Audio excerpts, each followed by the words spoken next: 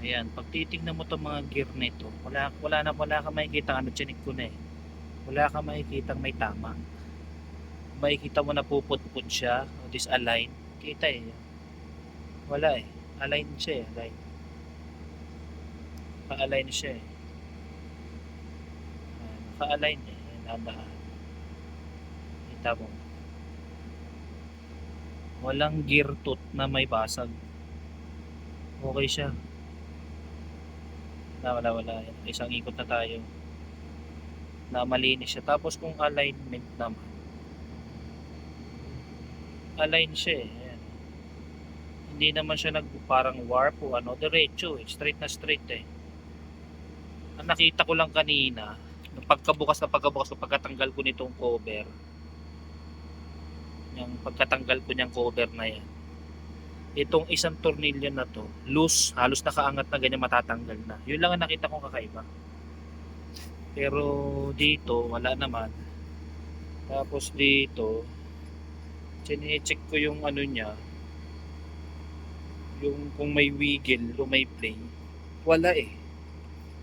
Wala akong nakukuha play, eh.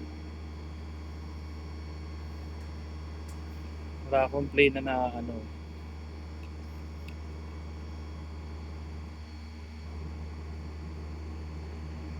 Ay, matigas, magandang ano. Buo pa bearing, eh. Kasi kung may problema na ang seal nito sa loob dito, so kung may problema na ang seal niyan, may problema na seal niyan,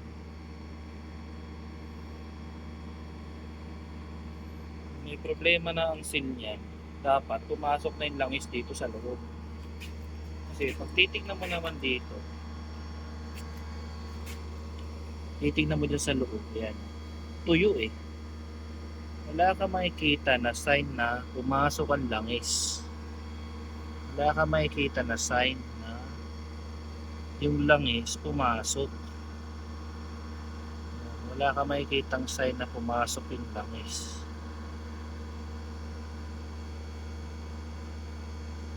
Wala, eh. Tuyo kasi siya. Kasi kung ano yan, dapat basa yan dyan, may mark siya ng langis. Yan, wala, patak na lang yan kanina. Yan. Ay.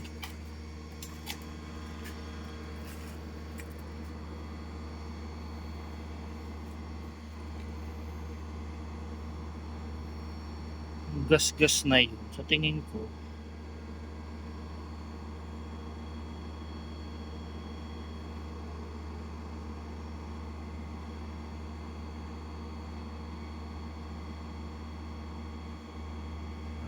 anin ko ha, kung malalim. Babaw lang, eh. Hindi siya malalim, eh. Hindi, parang ano lang siya, kiss-kiss lang. Yung kumbaga may dumi. Nakis-kiss siya, pero yung malalim na ano, indention, wala, eh. Okay siya. Wala, hindi malalim, hindi kumakayod yung kuko ko, eh. Kahit dito sa kabila. Wala, okay. Good siya. Ito din, ha. Kukudkurin ko ng kuko ko. Kasi kapag ano yan, malalim, yung kuko dapat babaon.